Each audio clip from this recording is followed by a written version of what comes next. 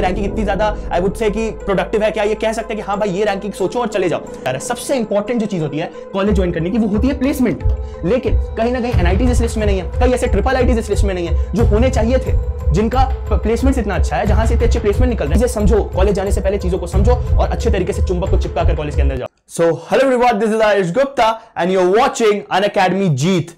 तो आज बहुत इंपॉर्टेंट टॉपिक है, मैं आपको पहले टॉपिक दिखा देता हूं। वैसे आपने टाइटल पढ़ लिया होगा, NIRF रैंकिंग।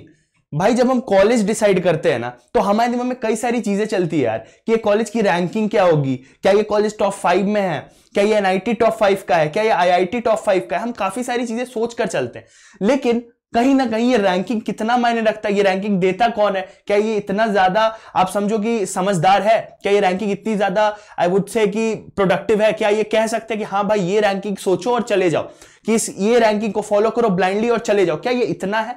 चलिए आज इस पे छोटा सा एक वीडियो पे डिस्कशन करते हैं और फटाफट जानते हैं कि ये रैंकिंग कितनी ज्यादा आपके लिए महत्वपूर्ण है और कितना ज्यादा आप इस पे बिलीव कर सकते हैं। तो चलिए सबसे पहले समझते हैं कि ये रैंकिंग की शुरुआत कहां से हुई। पहली बात कि NIRF रैंकिंग होती क्या है। पहले मैं आपको बता दूं कि जो national institution ranking framework NIRF, ये इसका फुल फॉर्म है, ठीक है। ये स्टार्ट कब हुआ था, ये स्टार्ट हुआ था यहां पे आप देख सकते हैं 29 सितंबर 2015 को इसकी शुरुआत हुई थी। 2015 से ये रैंकिंग हमारे साथ है। और ये जो रैंकिंग है, आज हम स्पेसिफिकली इंजीनियरिंग कॉलेजेस की बात करेंगे ऑब्वियसली, क्योंकि हम जेई के चैनल पे है, तो आज हम टेक्निकल इंस्टीट्यूट्स की बातें करेंगे और हम समझेंगे कि उन रैंकिंग की शुरुआत कैसे हुई और कहां तक वो रैंकिंग आपके लिए समझदार है और आप उस चीज को पूरी तरीके से फॉलो कर सकते हैं। चलिए, तो 2015 में इस चीज की स्टार्ट हुई और वो जितने भी इंस्टीट्यूशन है कंट्री में, उसको अलग अलग कैटेगरी के अंदर उसको रैंकिंग मिलती है, ठीक है। चलिए फिर समझेंगे क्राइटेरिया क्या होता है। चलिए सबसे पहले क्राइटेरिया ध्यान से देखिएगा, तो यहां पे बोला है कि जो टीचर स्टूडेंट का रेशियो है, ठीक है। सबसे पहला आप चीज समझे,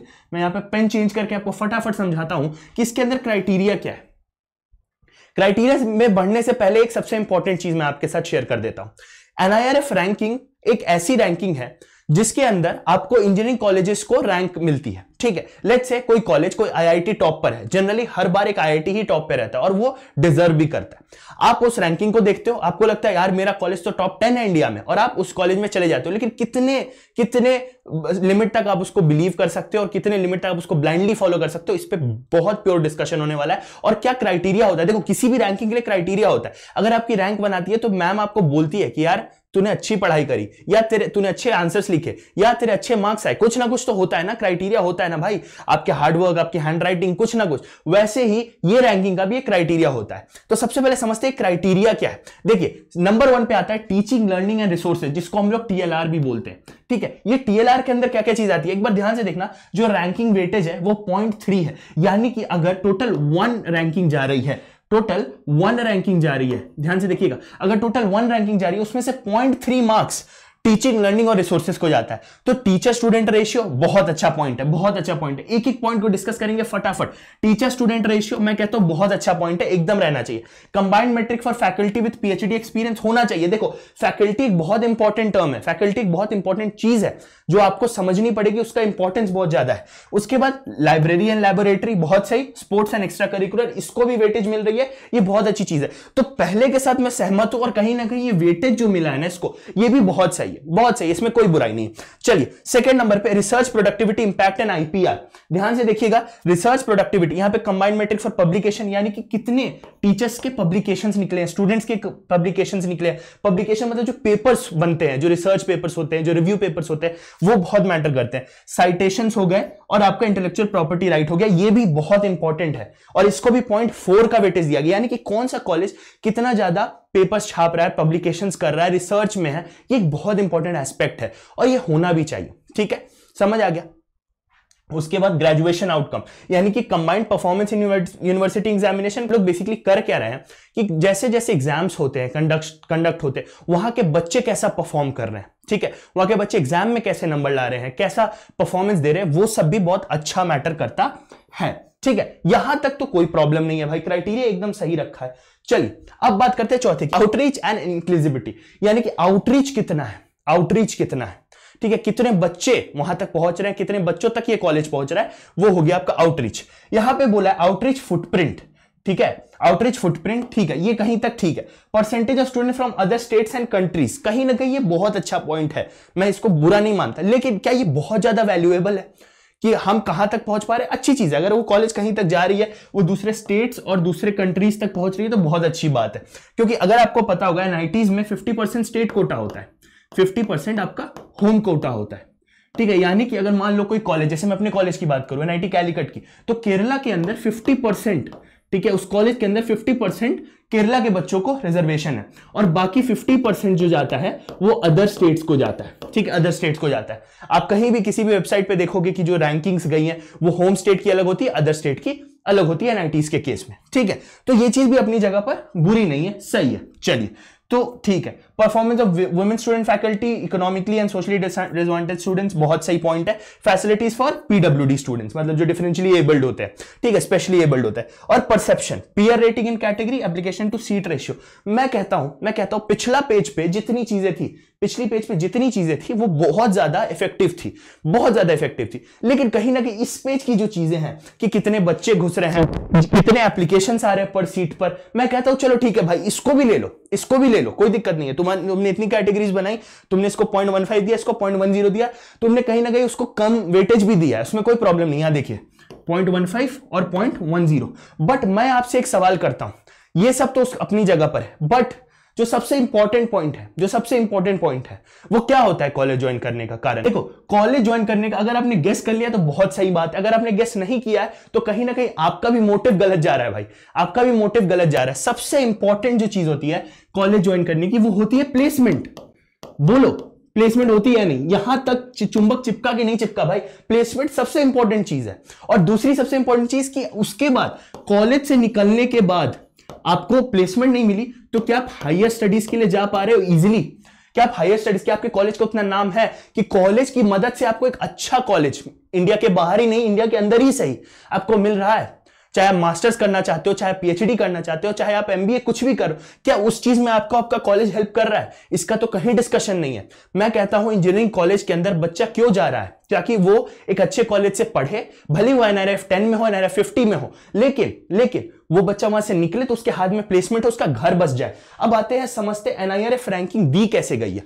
ध्यान से देखिएगा, IT Bombay, IT Madras, IT Delhi, IT Bombay, IT Kanpur, IT Kharagpur, Roorkee, Guwahati, सब सही चल रहा है। हैदराबाद, फिर आया पहला एनआईटी त्रिची, ठीक है। उसके बाद हमारा आईआईटी बीएचयू, फिर आ जाता है प्राइवेट कॉलेज वीआईटी, ठीक है, कोई दिक्कत नहीं। जादवपुर आया, एसआरएम आया, अन्ना यूनिवर्सिटी आया, और इंडियन इंस्टीट्यूट ऑफ टेक्नोलॉजी, ठीक है। काफी सारी चीजें यहां तक तो आ गई भाई। मैं कहता हूं ये हम पार कर चुके हैं 15 रैंक पार कर चुके हैं। अभी तक सिर्फ एक एनआईटी हमें देखने को मिला इस लिस्ट में, ठीक है। हम समझ गए, तुमने प्राइवेट कॉलेजेस डाले, बहुत सारे फैक्टर्स है, उसमें वीआईटी अच्छा होगा, उसमें अन्ना यूनिवर्सिटी अच्छा होगा, कोई प्रॉब्लम नहीं है। और मैं किसी को ब्लेम नहीं करता, मैं ये नहीं कहता ये कॉलेज अच्छा है, ये कॉलेज बुरा है, प्राइवेट कॉलेज खराब होते, बिल्कुल ऐसा कुछ नहीं है। लेकिन कहीं ना कहीं एनआईटीज इस लिस्ट में नहीं है, कई ऐसे ट्रिपल आईटीज इस लिस्ट में नहीं है जो होने चाहिए थे, जिनका प्लेसमेंट इतना अच्छा है, जहां से इतने अच्छे प्लेसमेंट निकल रहे हैं। अभी अगर आपने सुना होगा तो ऐसे बड़े बड़े कॉलेज है, triple IT Hyderabad, triple IT Bangalore, जहां पर इतने मस्त प्लेसमेंट्स हो रहे हैं, जहां पे इतने अच्छा इंफ्रास्ट्रक्चर भी प्रोवाइड किया जा रहा है, वो मेन सिटीज में भी आपको मिल रहे हैं। अच्छा, यहां पर हमने आईआईटी इंदौर डाल दिया, Indian institute of technology Indore, फिर उसके बाद कर्नाटका एनआईटी, दूसरा एनआईटी आपको मिलने को मिला एनआईटी सूरतकल, ठीक है। मैं एक बार पहले एनआईटीज पे बात कर लेता हूं। एनआईटी राउरकेला, वारंगल, अभी हम पहुंच चुके हैं, नंबर 20 पार कर चुके हैं।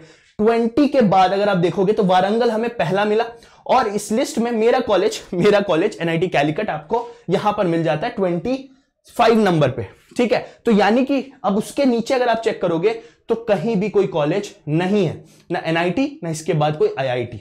यहां पर आईआईटी रोपड़ आपको दिख रहा है, उसके बाद 20 से लेकर 30 के बीच में हमें सिर्फ 2 एनआईटी और एक आईआईटी दिखा है। यहां पर अमृता विश्व विद्यापीठम, जामिया मिलिया इस्लामिया और बाकी कॉलेजेस हैं, ठीक है। तो कहीं ना कहीं इस सब का एक ही आसार, एक ही चीज, एक ही आंसर निकलता है कि भाई ब्लाइंडली फॉलो करना, ठीक है, ब्लाइंडली फॉलो करने का कोई मतलब नहीं बनता है।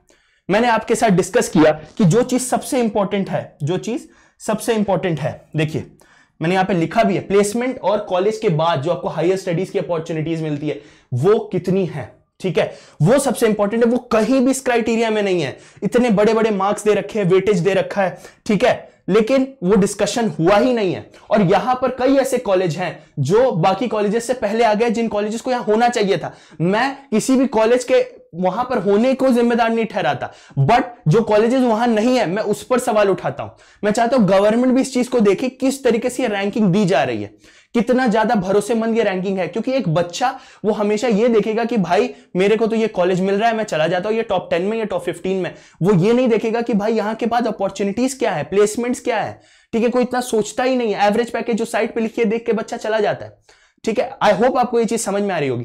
मैं वापस दोहराता हूं, मैं किसी भी कॉलेज के वहां होने पर जिम्मेदारी नहीं, मैं उनको जिम्मेदार नहीं ठहरा रहा हूं। मैं बस कह रहा हूं जो कॉलेजेस वहां नहीं है, कई ऐसी आईआईटीज, कई ऐसे कॉलेजेस, बिट्स पिलानी, जो जहां पर होने चाहिए थे। बिट्स एक ऐसा कॉलेज है जो भाई आईआईटीज, इवन टॉप एनआईटीज को बीट करता है और उससे कंपीट करता है। उसके बावजूद उसका नाम कहां है, वी डोंट नो।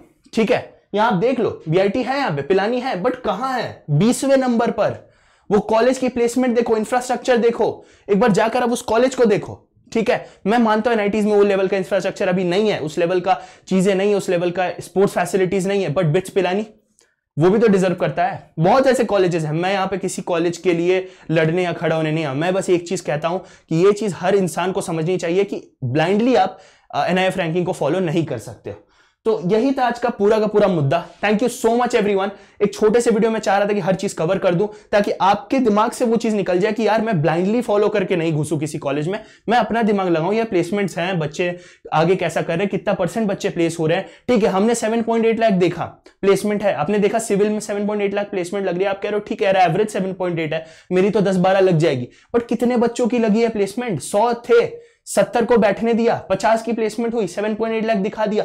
चीजें समझो, कॉलेज जाने से पहले चीजों को समझो और अच्छे तरीके से चुंबक को चिपका कर कॉलेज के अंदर जाओ। Thank you so much everyone. I hope आपको इस वीडियो से काफी कुछ समझ में आया होगा। अगर कोई भी डाउट है तो आप कमेंट सेक्शन में डाल सकते हो। इसको फॉलो कर लेना, सब्सक्राइब कर देना चैनल को, और मैं आपके कमेंट्स देखता रहूंगा और आई होप मैं आपके सारे कमेंट्स को रिप्लाई कर सकूंगा। तब तक के लिए thank you so much everyone. I will see you in the next one. Bye bye.